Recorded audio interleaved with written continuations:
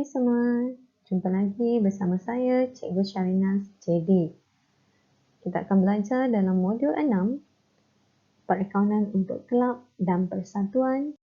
Dalam bahagian kedua ini, kita akan melihat topik akaun penerimaan dan pembayaran. Semua penerimaan dan pembayaran tunai kelab dan persatuan direkodkan dalam buku tunai dan dirumuskan dalam akaun penerimaan dan pembayaran.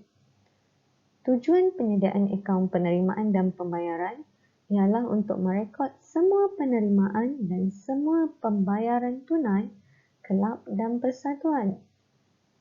Ini adalah satu contoh resit asli yang dikeluarkan oleh sebuah kelab di mana penerimaannya adalah daripada yuran ahli bagi bulan Jun 2011.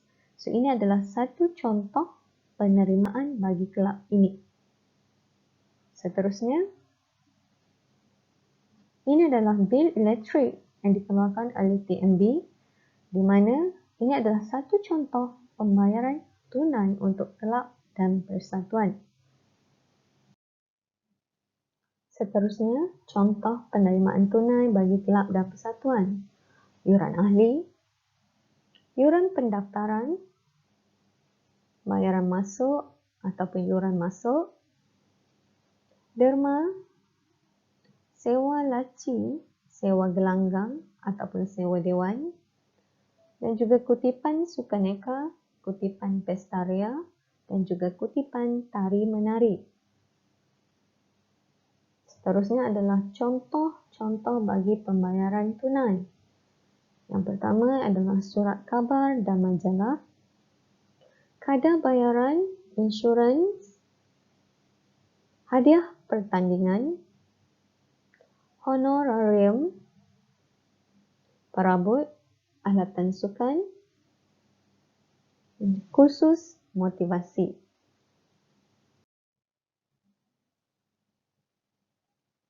Format akaun penerimaan dan pembayaran dalam bentuk T. Kita akan mulakan dengan tulis nama kelab dan persatuan.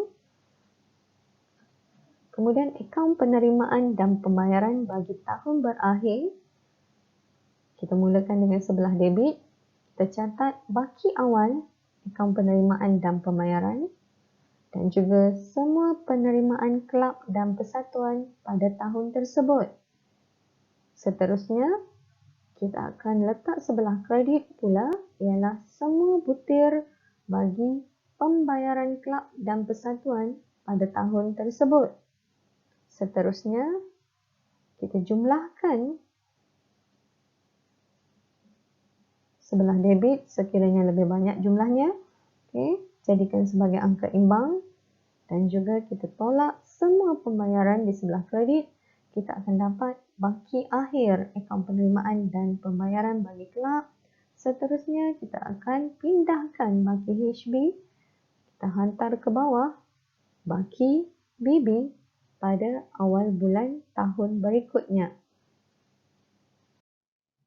Okay, ini pula adalah format akaun penerimaan dan pembayaran dalam bentuk penyata. Masih lagi kita mulakan dengan tulis nama kelab dan persatuan dan tajuk akaun penerimaan dan pembayaran bagi tahun berakhir. Kita mulakan dengan baki BB. Kita letakkan jumlah di kolom yang kedua. Kita tambah semua penerimaan kelab bergantung kepada soalan dan letakkan setiap satu penerimaan di kolom jumlah yang pertama. Kemudian,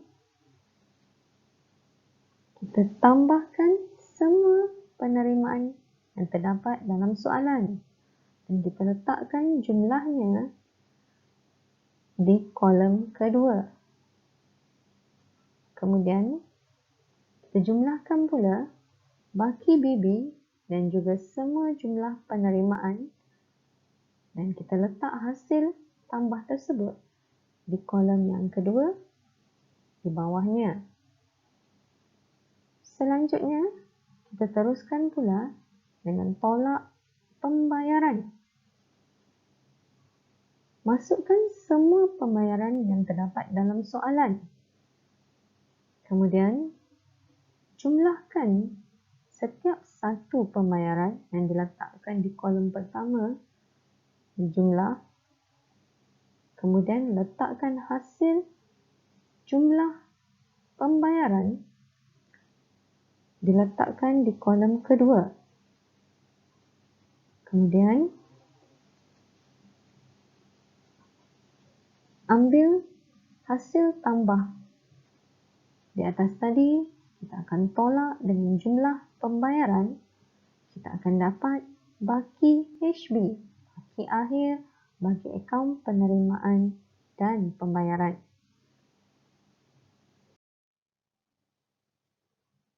Okey, ini adalah contoh soalan penyata penerimaan dan pembayaran. Maklumat berikut diambil daripada Kelab Penduduk Taman Jati sepanjang tahun 2019.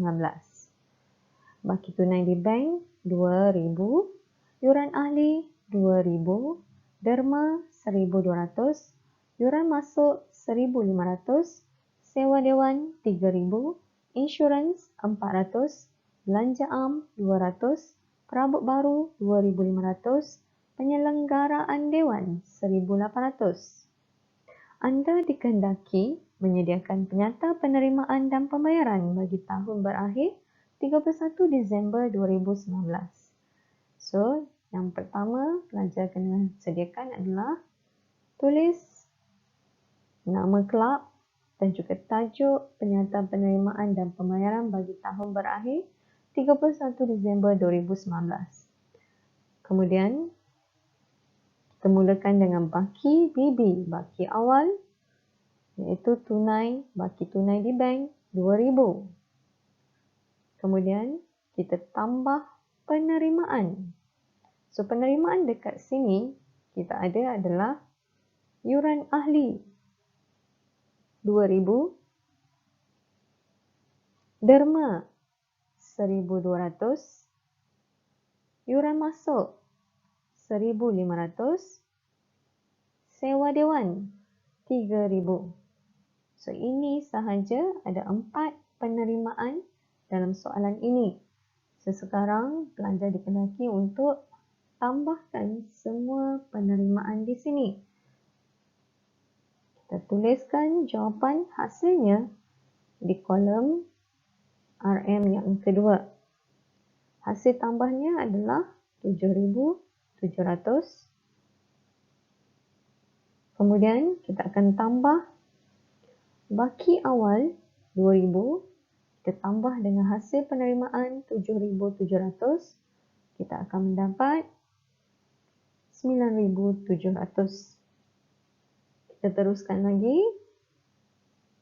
Kita tolak pula pembayaran. So, pembayaran di soalan ini adalah insurans RM400, belanja am RM200, perabot baru RM2,500 dan juga penyelenggaraan dewan RM1,800.